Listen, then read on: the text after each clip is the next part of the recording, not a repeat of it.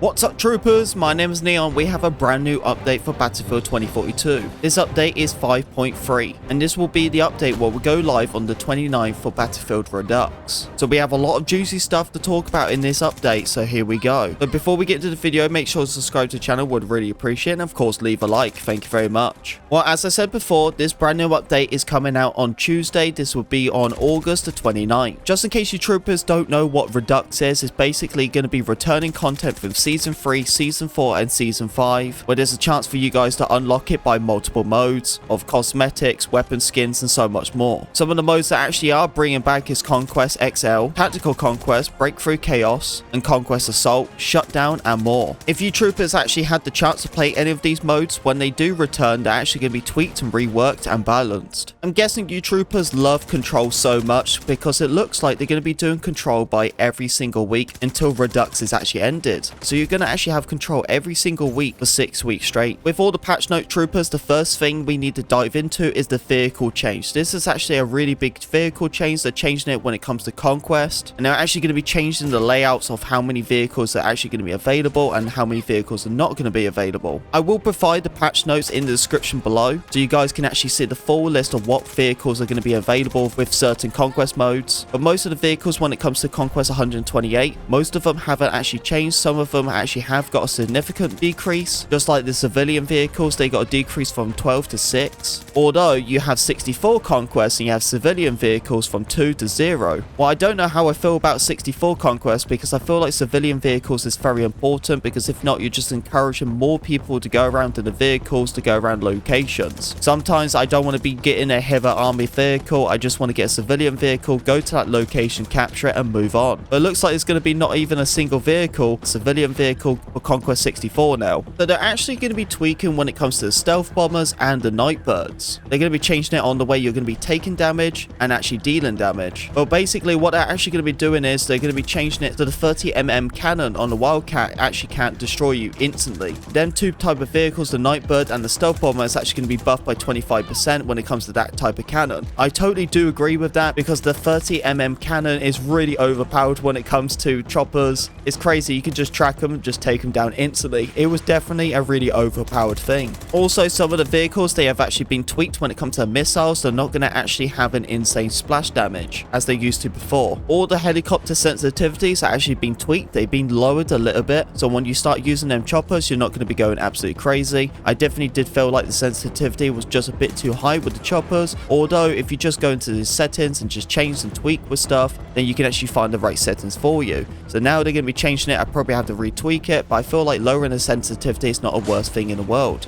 Also, Hovercraft is actually going to be tweaked when it comes to just controlling it and just driving it. Using a hovercraft, it would be really annoying to actually control. You'll just drift off and slide around. It's so easy. They're going to be tweaking it so it's going to be way more easy to control. If you troopers have been watching my videos, then you guys know that the engineer is getting a buff. What we actually see with this buff is the recoillist and the RPG project velocity when it comes to traveling is being buffed by 17%. They fixed an issue when it comes to the recoil pattern when it comes to underbarrel launcher. They also fixed an issue when it comes to the 4x scope, and it actually gives you a glint when it comes to the XM8, the Type 88 and the RPK LMGs. Well, it's kind of crazy you really think about a 4x sight and it actually gives you glint. So this is one thing you really need to hear about. The attack chopper, well, the gunner itself, its rate of fire has actually been increased from 200 to 600. I actually can't believe I'm even saying that. The increase of the rate of fire on the attack chopper is increased from 200 to 600. That is insane. Attack chopper gunner blast damage has been lowered but from 20 to 18. And then there's also a nerf for the attack chopper as the gunner's speed reduced from 800 to 350. When it comes to jets, its lower rate of fire for the jet rocket pods is from 300 to 240. And that's all the stuff we actually have for Battlefield 2042 for Redux, the brand new update for update 5.3.